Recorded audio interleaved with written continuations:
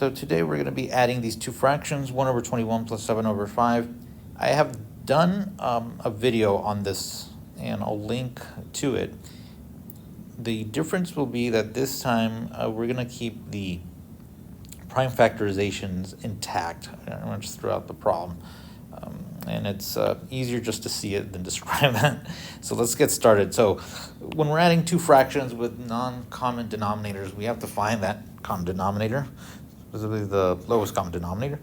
And what we do here is we're going to go ahead and try to factor the both the denominators. So 21 is like saying 3 times 7, and then 45 is like saying 9 times 5, but 9 is like saying 3 times 3.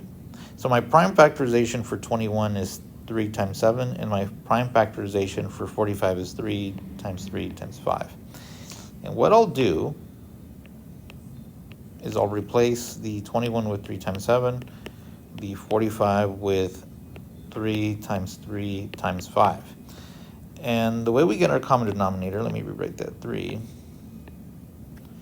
is by looking at each denominator and asking what factors are missing on the other denominator that are not here. So for example, 3 times 7, let me notice that there's another 3 that's missing and a 5.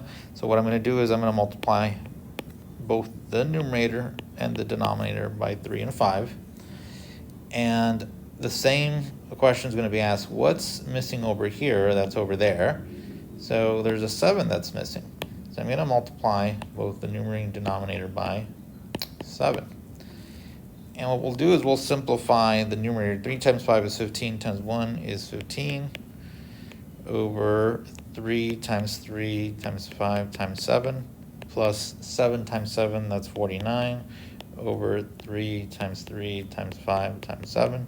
And yes, we will keep the denominators as expanded form, as you can see, listed all the prime factors.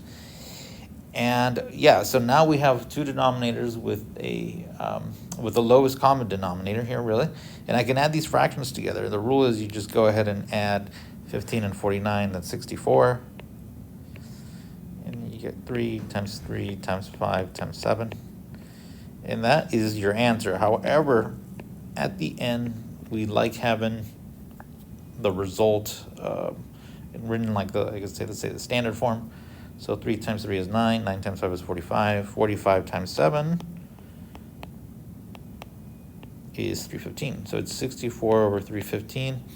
And of course, you check if there's anything that would divide both 64 and 315. Try to reduce that fraction if possible, but that will not occur here, okay?